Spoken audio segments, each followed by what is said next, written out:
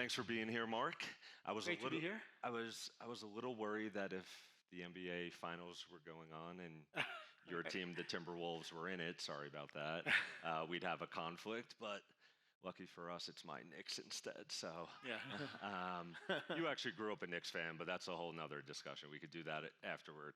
Um, you've done a lot in your career, obviously. I'm assuming a lot of people in here know Mark for diapers.com and then working at Amazon, jet.com, and then selling that for over 3 billion to Walmart, working there for many years.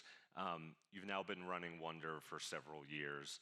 For those who might live on the West Coast and haven't experienced one, or just someone who doesn't know what it is, can you give me sort of the 30-second version of what you've been building with Wonder? Yeah, think of Wonder as a vertically integrated food platform where we own all the restaurants on the platform, we do all the cooking, and we do the delivery. So we bought Grubhub, so it's fully vertically integrated. We own 26 different restaurants and counting across every cuisine type, from a high-end steakhouse, Bobby Flay Steak, to burgers, barbecue, Chinese, Mexican, Italian, Middle Eastern, fried chicken, pizza, all out of a single Did 2,500 you catch square that? foot kitchen. Sorry, God. All out of a 2,500 square foot kitchen with very lightly trained folks back there. It's very systematized. We've got, conveyors, an automated expo area, but the food quality is cooked to be as good as every cuisine that we compete against. And that's really the magic of Wonder. We put many years into culinary engineering and food science to be able to cook, a steak in 6 minutes to perfect temperature, seared on both sides beautifully at a price point that you wouldn't be able to get anywhere else. Let's just quickly talk about the food, because I think it gets overshadowed, and we'll talk about all the technology. I've had Wonder a bunch. I think the food can be very good. I think consistency. I think you've also said still constant work in progress. Like if you compare it to a Chipotle or a Cava, and I know you're doing something much more complex in terms of the amount of restaurants, maybe not at that consistency level. Like, how do you think about getting there with how much food, different types of food you're offering? Yeah, I mean, that's a good question. And we're obsessed about food quality. So we get data from about 20% of our customers every day, a score of 1 to 10, rating the meal. We usually get feedback, and our chefs every day are looking and ranking the meals. And the stuff that's at the bottom, we're reiterating and reintroducing. And the food quality over the last 12 months has objectively gotten better. Whether you look at internal metrics, whether you look at Google reviews, we're now across all locations at 4.4 Okay, rating, which that's a is lot higher a than lot a higher year ago. than a year ago. Yep. The burger is phenomenal that we just upgraded, and that will compete with the best burger in the market. We have a new pizza that's rolling out across all locations by September. So we're constantly iterating, and then of course the infinite bowl making machine. The Everyone catch that? The infinite bowl making machine. So you acquired this company from Sweetgreen, correct? Correct. That makes that a robot that makes bowls and is it salads too, or is it just It can make salads. It can make fast casual Mexican. It can make Greek bowls, poke bowls, any kind of bowl. and this is real this is a real thing. It's in production. So Sweetgreen is using it in 32 locations. They don't make salads any other way. The machine makes the salads. So the beautiful thing about this machine is the bowl actually is on a maglev, and the bowl spins and the ingredients are put very beautifully in the bowl, so it looks and presented incredible, and there's no errors, right? So you get exactly what you ordered. The machine can do 500 bowls an hour. And compared to what did one of your human workers do when it comes to, or are you not timing them on I speed mean, that way? I don't know exactly how many a single person can do, but it's not going to be more than probably 30 bowls an hour, or just only 45 So bowls an what hour. does that mean for your expansion? Well, it just means that we could, a third of our sales are in bowl concepts. Probably the most inconsistency that we're seeing is in bowls because humans are making it and they sort of make it with different portion size, or they might miss an ingredient and things. So really looking forward to that automation rolling out. It actually goes into the first location next month. Um, So there's a another long time entrepreneur named Travis Kalanick, who Uber founder, has gone on to do many things including some robotics in a kitchen. I believe you were friendly or friends with him at some point. Why not partner with him over actually making an acquisition like this? yeah. First, first we did actually the first we did originally try to partner with him, and I guess the capacity wasn't there to make enough machines for us. But also, Sweet Green machine was in production, and one of the hardest things about this machine is not just making the bowls, but making sure that they don't go down. So it's got 99.99 uptime, and then it's easy to clean. So those are things that you don't think about when you're building a machine prototype.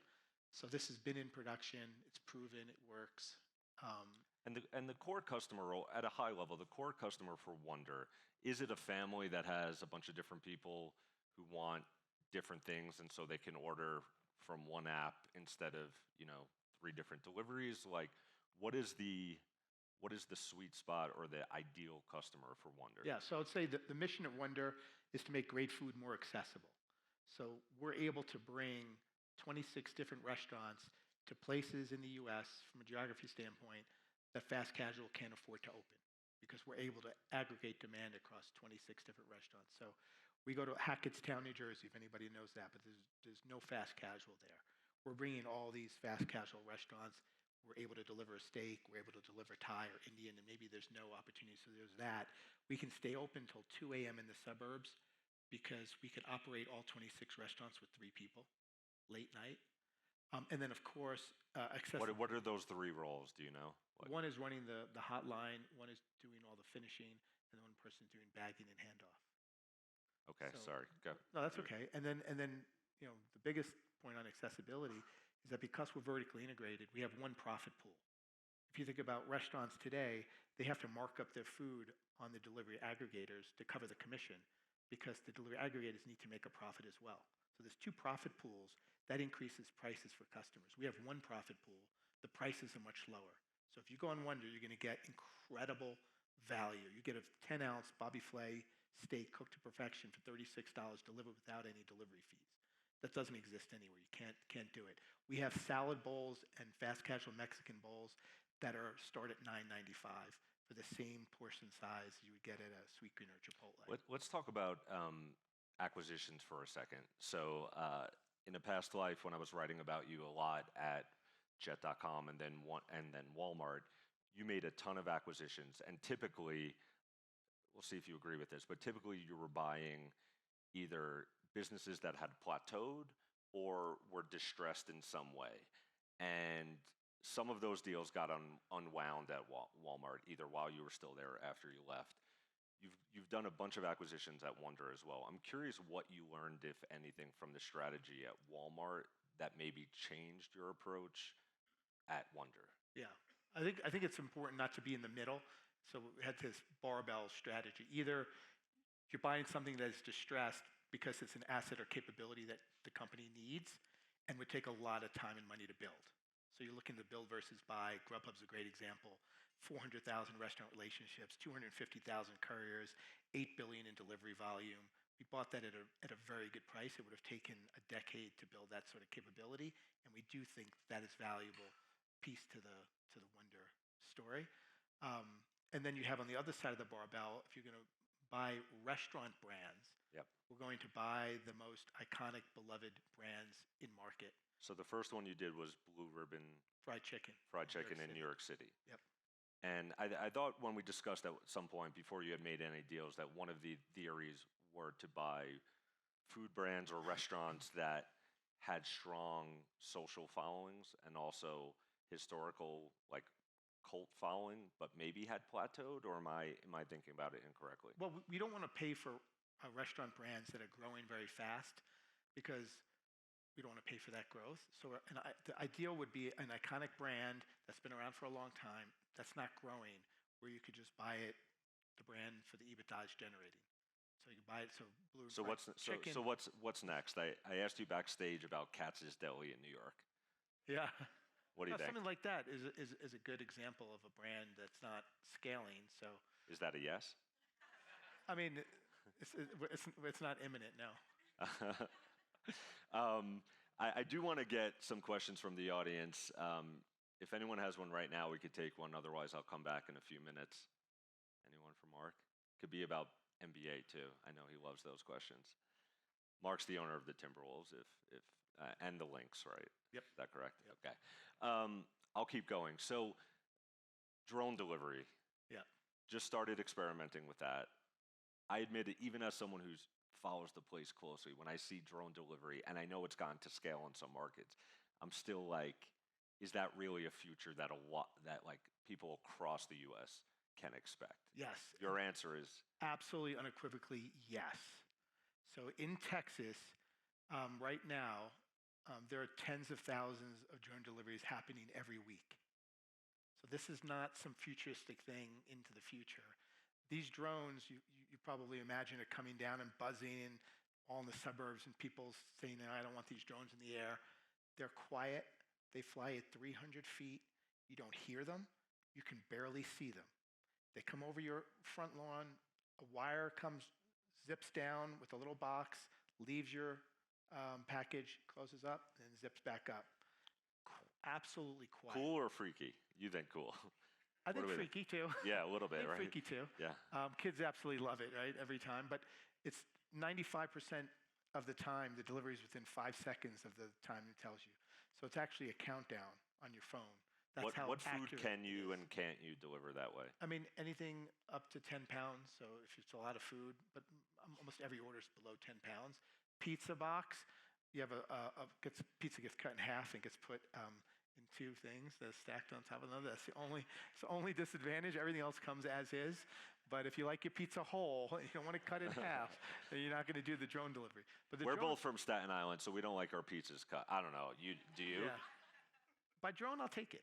Okay. I'll take it by drone. Has anyone had a drone delivery of anything to their home? Oh, back there. Can you tell us what?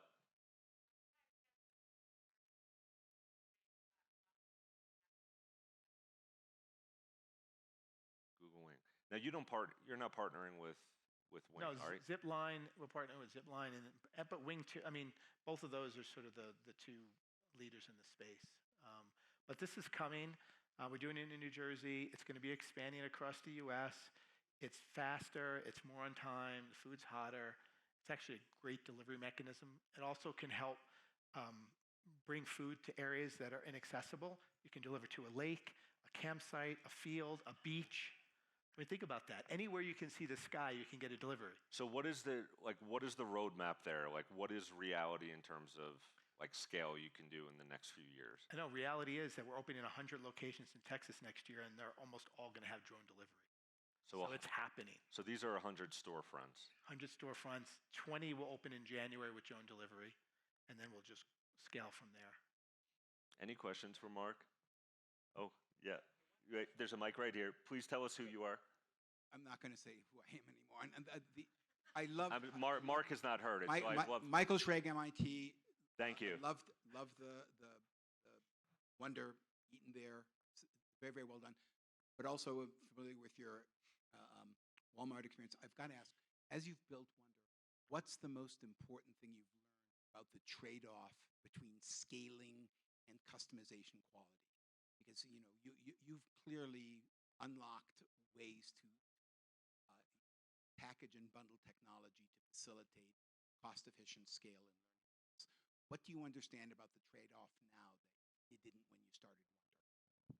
I think the opportunity is bigger than we thought. So I don't see a trade-off. It's just the opposite. As we scale, it opens up the opportunity for even more assortment.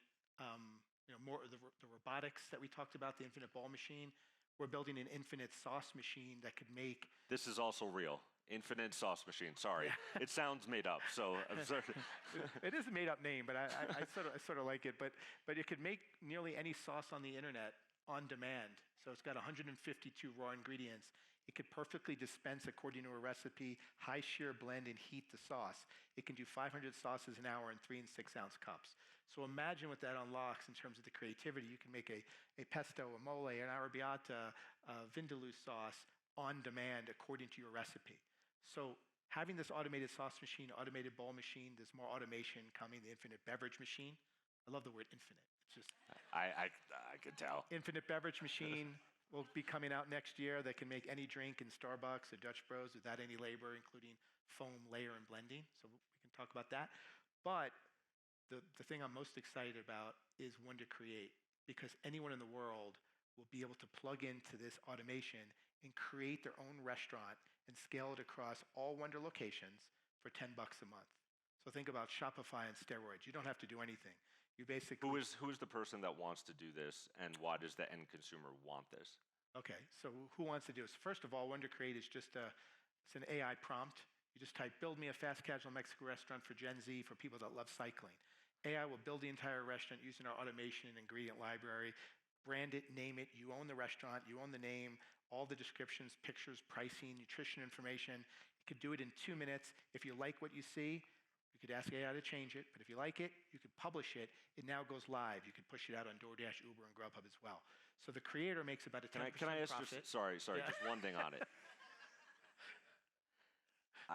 I think of restaurant and food experiences, at least in my life, as like they can be really special, right? And like restaurateurs and chefs, they are in some ways artists and people have like deep connections. And so I wonder how you think about like all the infinite, all the automation, bringing accessibility, but perhaps losing some of the soul of what meals mean to people. Yeah, I think we're not trying to compete with restaurants where you sit down and you get that very custom chef experience. We're talking about how do you systematize Shake Shack, Sweetgreen, Cava, Chipotle, Wingstop, like all these great fast casual brands that are great food tend to be more expensive than fast food like Taco Bell and McDonald's. How do you bring down the price point of that food and make it more accessible to people, both in geography, time of day, but also the price point itself? Automation helps do that.